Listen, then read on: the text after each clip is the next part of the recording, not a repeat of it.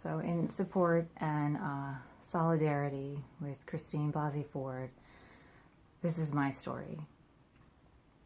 I was 19 and I was a freshman at Frostburg State University in Frostburg, Maryland. It was the first time I had lived away from home, and I lived on campus in the dorms.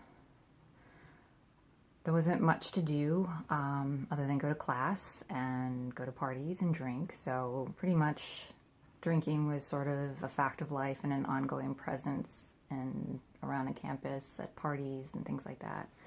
I went out one night with a group of girlfriends, and I can't tell you what we did or where we went, but I ended up with them at a house off campus, and I was very, very drunk. I don't know how I got to that house or even where it was located.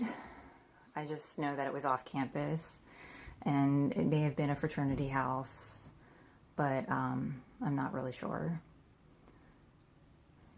I can't say that it was really a party per se, but more like a small gathering and a handful of people. So my girlfriends and a few other men. And I can't tell you exactly how many people were there. We were all sitting around the living room, kind of socializing, and being given more to drink. And at some point soon after, so I was sitting on the couch. I was so drunk I just felt like I was sinking into the couch, and I noticed that there was a guy sitting next to me.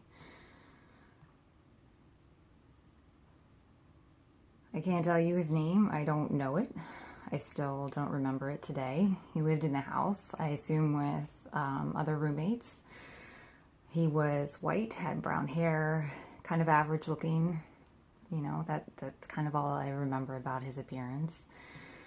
He seemed to be interested in me, and he sat close, kind of touching me. His hands were clutching my arm, and maybe he leaned in to kiss me. I can't quite remember. Being intoxicated, sort of the details are really sketchy for me to recall exactly how sort of events played out up until the point that I was in his bedroom. I know that my girlfriends were leaving. I do remember that, and I wanted to go with them. But I felt so paralyzed and scared at the moment that they were leaving, and that I felt like that they were leaving me there. My mind was kind of screaming, like, please take me with you, but I couldn't really say anything. And his hands were really holding my arm tightly in my body that I couldn't really get up. He was kind of holding me back, and he was telling me to stay. And he told my friends that he would take care of me. And I couldn't really speak. I was just sort of in this fog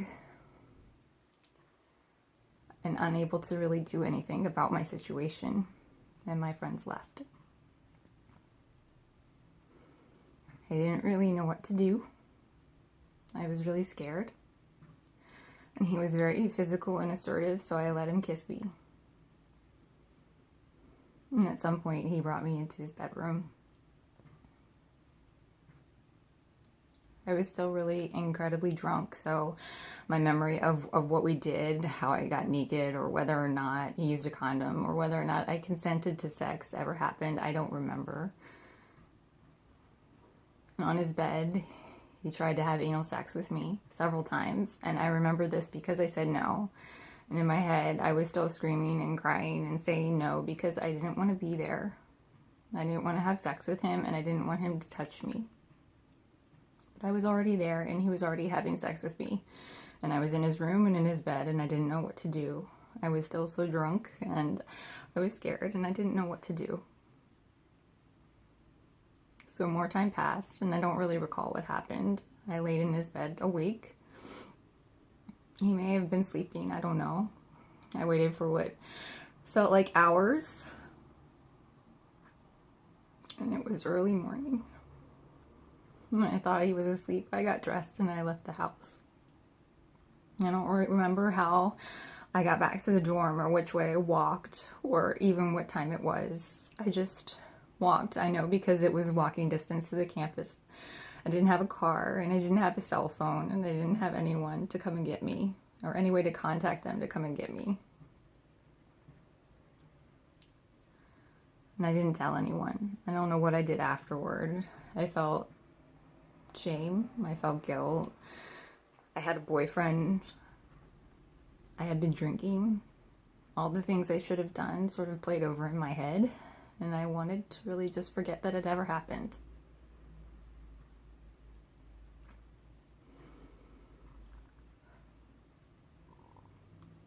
Over the next couple weeks, I felt really consumed with guilt. I did tell my boyfriend. He told me I needed to tell someone, report it, but I felt like I couldn't. I felt like it was my fault. And I didn't know if I had really been raped. I had been in the house drinking and I stayed and I went with him to the bedroom and I don't remember the details. I don't remember if I said yes. I don't remember if I said no. My boyfriend came to visit me at college and we were in my dorm room. The man who had raped me called my room. He had tracked me down. He found my number and called my room. I didn't know what to say to him on the phone. He said I was fun and he was looking to hang out more. I hung up and I felt really ill and I wanted to forget, pretend that it ever happened. I don't really know how I feel about it to this day. I remember in those moments in the incident that I felt really small, powerless, and unable to change what was happening to me. No one can corroborate these details. It was only me and him. I've only told 2 other people. My parents don't even know. There's no DNA evidence. There's no police report. There's no therapy conversations. There's no addresses or specific dates, times, or I don't even have a name.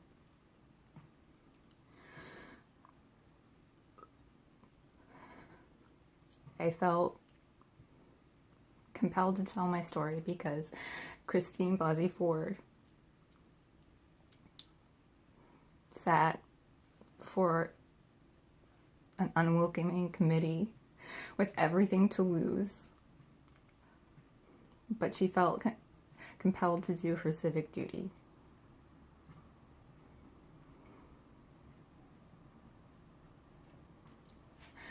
And I hope that in the bonds of sisterhood that others will come forward in any way that they are able to.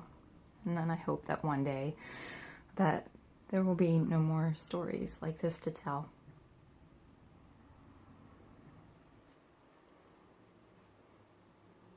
Thank you, Dr. Ford.